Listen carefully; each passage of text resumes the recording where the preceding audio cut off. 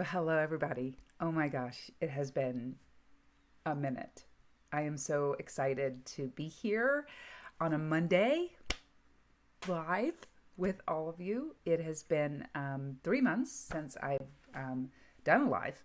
Last one I did was in October, and I was going through a lot of stuff, some medical things. Still going through it, but definitely on the way to healing. And I wanted to talk today, and I briefly referenced this in my Instagram post. So you're going to see all those details at the end of the presentation where you can find me on Instagram. However, I wanted to talk about the power of taking a pause. Pausing is so anti our culture. Uh, it is so the opposite of our culture of achievement, pursuit of the golden ring, the thing that's going to bring you happiness, joy, whatever. The positivity kind of wave of if you're not always positive and manifesting what you want for your future, then you're never going to get it kind of mindset. And I don't really subscribe to those. I mean, I understand the beauty of manifesting kind of a dream or a vision or your creativity, but I think sometimes we get stuck in a loop of if I'm not able to create what I want for my life, does my life have value? Right? If I'm not able to get that career, if I'm not able to write that book, if I'm not able to be the best parent possible, if I'm not able to always be happy, always have joy, be the perfect parent, then my life does not have value. And I want to really talk about what pausing did for me. And also, I think could be a good practice of three simple things, really, that what pausing did for me that I wanted to share with you today. So I wanted to let you all know at the end of the presentation, I'm going to share my coaching program that is now reopened, and I am now taking on clients. So if you're interested in getting support, guidance, wisdom, a roadmap to kind of understanding what your next step is, it could be the smallest thing, y'all. It does not have to be a giant life, big dream. It could be the simplest of what are some ways in which I can show up better as a parent in my kid's life, especially if they're adolescents or preschooler, same level. Am I right? Yeah. If you have a preschooler, no, it's just preparation for when they're teenagers, because everything goes off the rails when they're teenagers. Anyhow, so, uh, that coaching program is open, and it is a hybrid type of program. So in other words, it has an online course aspect, and then it also has individual sessions with me. So it's all kind of together. So I call it the best of both worlds, because online courses by themselves are great, except it's really hard to stay accountable and on track. And it's so easy statistically, guys, the research indicates that majority of people do not finish online courses because the accountability factor isn't there. So having a coaching session with me and on a weekly basis is one of the ways that you can stay accountable to the program and what you can benefit from it. And it's really learning how to be as fully yourself as possible. But we'll talk about that in a second. In the meantime, let's jump right into our content today. Okay, taking a pause. So our culture values achievement above all else. Above all else, our health, our loved ones, our well-being, our integrity, our truth, the list goes on and on. Pausing is a declaration that these things matter more. More, more, more. So the power of the pause. Here's three things I want to talk about today. This is going to be a quick one, y'all. Self-care, reflection, and creating space for more of everything. Now, the first two are really, really important to the number three. I almost made this an equation. Self-care plus reflection equals creating space for more of everything. So in a culture where we want more of more success, more career, more money, more friends, more Instagram followers, what have you, it is very easy to forget that when we create space, which is emptiness, which is nothingness, it can feel very scary to say we're creating nothingness, right? That there's this space in our lives. What does it look like to create space in a healthy way for our humanity? And so, first, let's talk self care. So, self care is not bubble baths and spas. I mean, it's part of it, and everybody likes bubble bath and everybody likes spas, but those things end, right? They have a finite ending. And, you may not have the income resources to go, I'm going to do, a spa day every day. That's just not practical. So self care is really an intentionality of showing up for yourself. And in showing up for yourself, being able to give yourself permission to feel what you feel when life happens, when things go wrong, when things get crazy, chaotic, stressful, overwhelming. And that's why my tagline, you can feel good even when life doesn't, is good is a relative term and it's very subjective. So we always want to narrow and define what feels good for us in the context of real life, in the context of what is good may not always feel good, but we can learn how to engage that with healthy self-care. Journaling is a good example. Exercise is another great example. Drinking a lot of water. Sometimes you just need a glass of water. Glennon Doyle always says that, and I suggest you follow Glennon Doyle. I'm going to reference her book that I'm working through myself, and I think it'd be great. She wrote Untamed, but recently she released Get Untamed, the journal, How to Quit Pleasing and Start Living. And I've been working through it for a couple of months now. And, it's interesting how certain questions bring up so much that you would never think about. So these tools are really helpful and practical parts of self-care.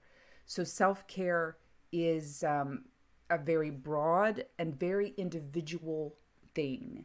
There's no formula that's going to say, I'm doing self-care right? Self-care is your own formula that you put in place to really allow yourself to be present to yourself, be present to what you're feeling, be present to the questions in your mind that are showing up, be present to what's creating anxiety, what's creating stress, sadness, sorrow, grief, all those things that deserve our attention, that we always don't, our first gut instinct is not to go there because it feels uncomfortable. Self-care enables us to be able to show up for ourselves in that discomfort and realize that we actually can make it through, that we can 100% survive that difficult thing. And when we get on the other side of it, wow, are we empowered to reflection, number 2. So reflection is that response to a really well-rounded self-care. And I hate to say this word, but it is really important. A self-care discipline or regimen, right? That thing that we do every day that says, when I do these things, I am taking care of myself, right? That I can take care of myself. That is a huge thing that I'm working on with my therapist these days, on realizing that the uncertainty and ambiguity of life is very challenging for me. That the way I grew up in a bit of chaos and a lot of unknowns, it's a very scary, vulnerable place for me when I don't know what's going to happen. And so self-care for me is learning I can take care of myself. Not just I will, but I can. Like, I will take care of myself. I will be able to be there for myself as the grown-up Heather. Even though little Heather inside is still very much there and still very outspoken. So this self-care regimen or discipline allows us to enter into and experience reflection.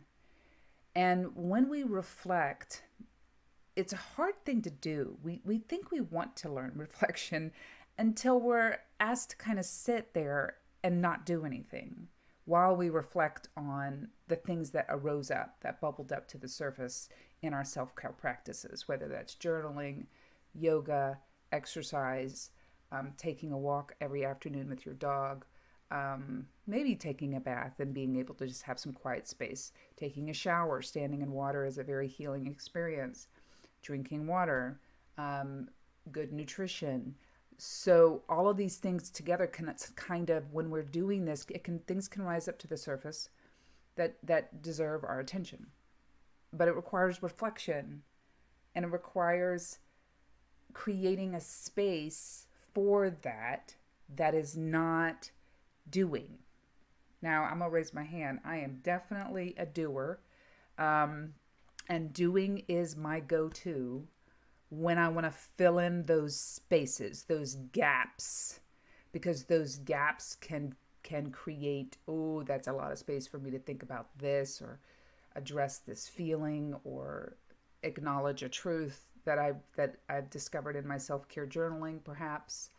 But reflection requires intentionality and space. And it's really, really important. Now, when we do these two things, when we have a self-care regimen and we create this space for reflection, what we're doing is creating space for more of everything we want, everything we desire, truly, authentically want and desire. So these may look or sound like, okay, self-care. I'm taking time for me today. Now that's really hard for women because we are generally, naturally, not all of us, and I'm very envious of this, but we just do tend to be people pleasers. So taking time for me today may sound like, oh, I'm taking time for me. That means I'm taking away from my people. I'm taking away, right? We think we're subtracting from our loved ones' lives. That is the exact opposite of what taking time for me today does. So it's the oxygen mask, right? When you're on the airplane, you put your oxygen mask on first so that you can show up for your people, children, the most vulnerable people in your life, in your family, in your community. So taking time for me today is not subtracting, it's actually adding. It just doesn't feel that way because we feel like we are not worthy of the first oxygen mask, right? Another example that may sound or act like self-care, I will be consistent with the things I say yes to. So saying yes to everything is bad. We know that. We know, oh, I said yes to that. I said yes to that church function and I really didn't want to do it. I said yes to doing that project at work, even though my plate is full. I said yes to my friend because, she just really needs help. And, I said yes to go ahead and making dinner for that person who's struggling or is going through a difficult time. I said yes to, a colleague. I said yes to this program and that I'm going to have to now pull in and put all together, even though I've got other programs and events I'm doing, right? So I will be consistent with the things I say yes to. And using the word will instead of can is a little bit more direct for yourself. So that's why my therapist is like, you can be consistent, but how about we change that can to will? And I was like, oh, that feels different, right? I will be consistent with the things I say yes to. Those are two examples in a bazillion different ways that this may act and sound or look like for you. Now, reflection. This may look or sound or act like having space to reflect enables me to show up for myself more authentically. So if I want to show up as my most authentic self, reflection helps me, benefits me by helping me create that space to reflect, with whether it's 5 minutes in the morning, 10 minutes in the morning. In the evening, taking a shower, I reflect there. You can reflect in the bathtub. You can reflect while you're taking a walk with your dog. You can reflect while you're exercising. My Peloton bike is one of my primary places that I love to just kind of get quiet, move my legs, and really kind of listen to myself, and also create joy for myself, right? Listen to my favorite playlist. These are ways that you can reflect. Reflection does not have to look like silence. It does not have to look like, meditation. That idealized version of what meditation is. Reflection can look a lot of different ways, as long as you feel like you are connecting to yourself. You're connecting to your truest, purest, most beautiful self. And then creating space for more of everything. This may act or sound or look like pausing, models, slowing down enough, right? Pausing, models, slowing down enough to try on new ways of being, new hobbies, new activities, new creative opportunities, new gaps. We are human beings and we need gaps because we need to be able to have those moments of nothingness where there's no productivity. And in our culture especially, that is almost criminal. Like we respond to that almost like we feel like that's guilt immediately might rise up, or pressure, or obligation, or duty, or loyalty. All those things that kind of get us into the system of do, perform, achieve. And people please, yes. And learning that no is an okay word, right? Self-care. And that I can have space to reflect on myself and really engage my deeper, truest self, because that will help me create space for more of what I love and enjoy. That includes the people in my life that I love, right? The people that I want to be with, the people, my friends, my community, my affiliations, my colleagues at work, my husband, my children. It's so much more when we engage the self-care and the reflection. So learning to pause may look or sound like, these are some examples, these are some places to start, okay? And I want to always remind you that, because first of there's three facets to my program. And the first thing I always want people to start with is curiosity. So that is one of my favorite words. And being curious, and actually being curious versus curiosity, which is like a noun, right? Or an adjective. I can't remember. Anyway, that sounds crazy. But like curiosity is kind of like a subject. Like curiosity is this, right? However, being curious is a much more engaged, dynamic experience. So I would invite you to be able to start thinking about just being curious about what learning to pause might look like for you. Here are some examples to maybe try on. If it doesn't fit, take it off, because it's not for you. Only you know what's best for you. So learning to pause may look or sound like asking for what I need. That is the hardest thing for people pleasers to do, ever. Because, and generally women, generally women in general, just generally, asking for what we need or want or desire can feel a little bit like, ooh, I'm being selfish. No, you're not. You're not being selfish. You're being like a human, because all humans have needs. Another one is paying attention, getting curious and paying attention to our emotional, mental, spiritual, and physical health. They are all integrated. Everything I teach is always going to be holistic in nature, because all of these are deeply connected to who we are as human beings and how we show up in our relationships with other human beings. The third one is tuning in. Again, this is getting curious, listening in to the stories we tell ourselves about achievement and success. Where are those two words for you, and how you identify who you are and how you show up in the world? What are the stories that you tell yourself around that if I'm not achieving, if I'm not successful, if I'm not productive, then I. So, identity connected to performance or achievement and success is a big narrative that we can carry with us so that when we decide to maybe pause, it can feel like we don't know who we are anymore because our identity may be wrapped up in a career role or a pursuit that you've been doing for a long time. I've lived that. We could talk about that in coaching for sure. And last, practice creating space to slow down and not do or produce anything. Simply being. I know, y'all, that sounds so compelling, but it is so hard to do because we're naturally, especially in our Western culture, we are not trained to do that. And so there's just intentionality, discipline, accountability that comes with that. Showing up for ourselves is a first step to discovering we can trust ourselves and what we feel. So I'm going to jump into some writing prompts and then I'm going to wrap up. A recent situation where I felt obligated or pressured to perform was recently I've been thinking about going back to school for education and for more education. I am constantly insatiably curious. However, I always feel this sense of I need to do the next thing.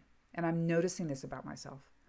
And when somebody does not affirm what I'm really kind of wanting to do, I feel like they're not supporting me. And what they're doing is they're just answering honestly, like, Heather, you're always wanting to do something new. And so I feel this obligation to maybe get credentials in order to be accepted. And that if I do this next thing, if I get this next degree, that I will be more validated, I guess. So that's a recent thing that I've been going through. In this, I might have looked, acted, sounded like, I'm in that situation, I definitely looked hypervigilant. Also urgency. One thing I've noticed about myself, if I'm feeling any sense of urgency at all, then I am to not do anything at all. Because that means I'm functioning from a place of, performing. That if I don't do this now, it's gonna pass me by. I'm gonna miss out. And also probably a little bit like annoyed that people just weren't like, oh yeah, that's a great idea. That the people in my life are there like to love me and be truthful with me and say, okay, but you're doing like 7 other things, Heather, right? So, it might have looked and sounded like all of that. It reminded me of a time growing up when I guess I did not feel affirmed as a child. In other words, wow, Heather, you're so smart, right? Kids really need to hear that. Wow, Heather, you have a really unique way of looking at the world. You're so creative. Your curiosity, Heather, is like your superpower. Let's get you into programs where you can really engage that curiosity and being curious. I spent all summer in the library reading books. That's one thing. One way my mother did serve that for me was I was an insatiable reader and still am to this day, of course, because it's just part of who I am. But it reminded me of a time growing up when definitely did not get the affirmations, encouragement, that kind of validation that my voice matters and that I bring value to the people in my life, that I bring value, that I have value, that I have worth. When I remember that story, I feel sad, but I also feel like that's truth. That's truth, and it's my truth, it's my story, and it's why I want to show up now for myself. What I think I needed then was, just presence, people to be present in my life without it being a competition. My family is very competitive naturally, and so there was always this sense of competition and performance. And those who performed better always won. And so I was the youngest of 4, and I always lost because I was the youngest of 4. And I was also perceived as spoiled because I was the youngest. So there's a sense of, oh, Heather's so blah, blah, blah. Heather this. Oh, it's just Heather. That kind of sense of, oh, it's Heather. Psh, who cares? They didn't mean to do that. That was not intentionally done, but it just is what it was, right? But I didn't get it. Oh, there goes my dog. Yes. But I didn't get it. So I jumped into the performance role and was like, okay, then I will just start acting like I know what I'm doing, even though I don't.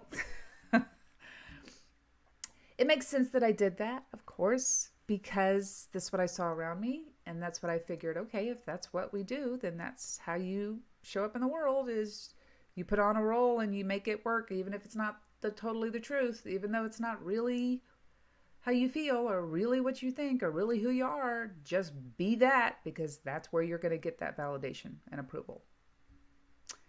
Knowing this, I might try to not perform, not pursue external validation. Just learn to show up for myself without all the extra stuff. Feels very scary. Living life aligned with what really matters to me feels honest, feels truthful. One way I can help myself in this work might be to allow myself to pause more, to be intentional with self-care and reflection so that I can create space for more. The next time I feel pressured or obligated to perform, I might try slowing down and not doing anything until I have clarity. Go back to my self-care practices and reflection so that I can create more space for what really matters to me rather than the pursuit of validation. All right, this is my program.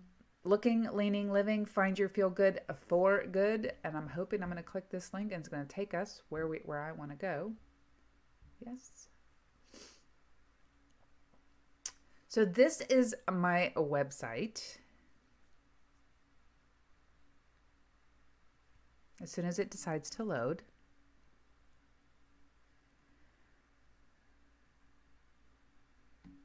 All right. So I'm going to post this link in the notes of the podcast as well as the live video. But this is the Feel Good Again one-on-one coaching and digital online course. It is best of both worlds, hybrid. So what's included? I'm going to click here. You're going to see that this is 12 private one-on-one sessions. There's accountability so that you always have contact with me via text or message, iMessage on iPhone, Monday through Thursday office hours. Also digital content, a wealth of digital content, as well as tools that are available to you. The plan includes 3 aspects, right? There is looking, leaning, and living. And this kind of breaks it down for you by week, what the program looks like, okay? And to kind of give you a sense, I'm going to scroll down. You can scroll down to here and you can click on each one of these and kind of get a synopsis. So this kind of breaks down what looking is, leaning, and living. So it kind of gives you a snapshot view, okay? So hopefully that is helpful information. And then you can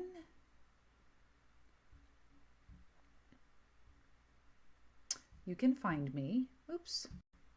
It's going to open it again. That's all right. Okay. So these are all the places you can find me on YouTube, Facebook, and Instagram, and letsfeelgoodnow.com. All right. So I wanted to say one thing before I wrap up. This is the book that I am reading, Get Untamed, the journal, Glennon Doyle. It is superb, and I really, really recommend it for a self-care regimen. It makes you ask questions of yourself that you would not normally ask yourself. It's like having a therapist in a book. Yes, you have to open it, and yes, you have to do the things. But when you start realizing the power of self-care and reflection and the power of pausing, creating space, creating gaps where you can do this kind of work to show up for yourself, to learn how to trust yourself, trust what you feel, not have to pursue external validation and approval all the time, not people please in order to feel like you matter. Just because you are alive and breathing, you matter. I will see you guys next Monday. Thank you so much. And check out my website for my program. I'd love to talk with you. Feel free to reach out to me. Have a great day, everybody. Bye.